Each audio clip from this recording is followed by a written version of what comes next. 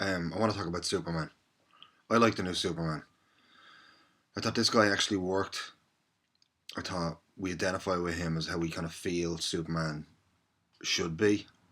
I thought Christopher Reeves is a little antiquated, a little old now, and he's in a ballerina costume. So to look back on it, we just can't grip it.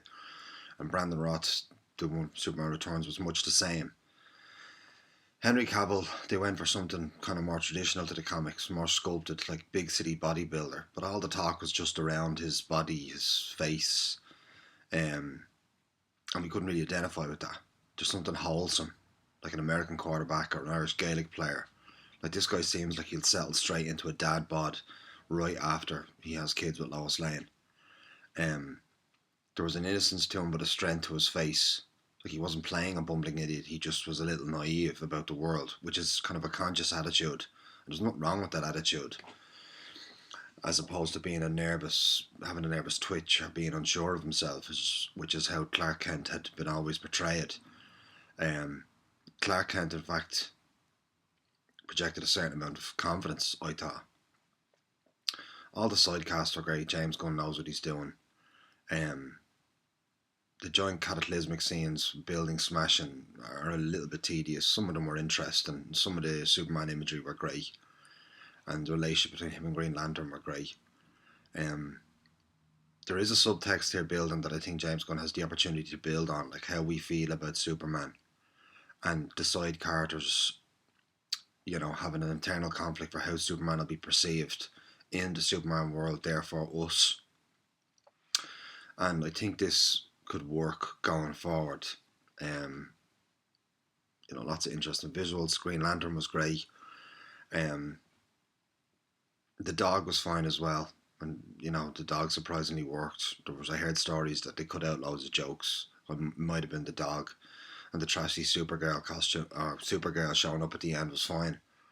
Um, I'd highly recommend it. I think that everything about Superman is superheroes. I think the superhero pose, the superhero landing is all designed for Superman, and I just think they have to figure out a way to kind of apply that to him.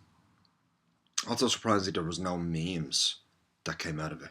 I don't know how there wasn't a scene where Superman drops the truck in the middle of the street and snatches a coffee from a coffee vendor and flies off. I mean, Superman grabbing a coffee and flying off. Everybody in the world used that meme. Grabbing a coffee, Superman flying off. Um, it'll be interesting to see how well it does with Warner Brothers splitting up at the minute. Warner Brothers Discovery and Warner Brothers, they'll cling to a big 10-pole movie like that and push straight onto the second one. There's a lot of action in this, so it can't have taken James Gunn um, long to write. Although he has to dream up all the kind of action scenes, he's very inventive like that. But he's got a lot of illustrators working with him that'll help him. And he probably wrote a 150-page script to begin with and just cut loads of it out because, he realised he couldn't film it. So he probably has half the second film written anyway. Nicholas Hoult is spectacular as Lex Luthor. Nicholas Hoult is somebody I think that's really interesting. He's consistently good and reliable, and he's paying attention to his job. He's picking interesting roles, he's digging into them, and I think he's one to watch. Overall, there's a really wholesome feeling to Superman. It's enjoyable. I mean, if you like the trailer, you'll like the film. Like, simple as. I mean, if you don't like that stuff, you're not going to go watch it. And then, of course, your attitude. If you don't like that stuff enough to go to the cinema, but you'll watch it at home, fine. Just people out there that don't even know Superman exists, that's fine too. Overall, though, I think it's a really good film. There's amusing visuals. He makes great use of the Green Lantern ring.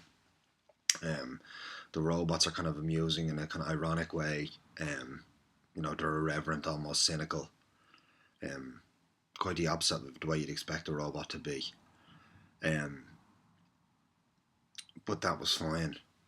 And there's a brilliant relationship between Jimmy Olsen and Lex Luthor's girlfriend. She's like a superstar runway model, and that just tickled me pink towards the end.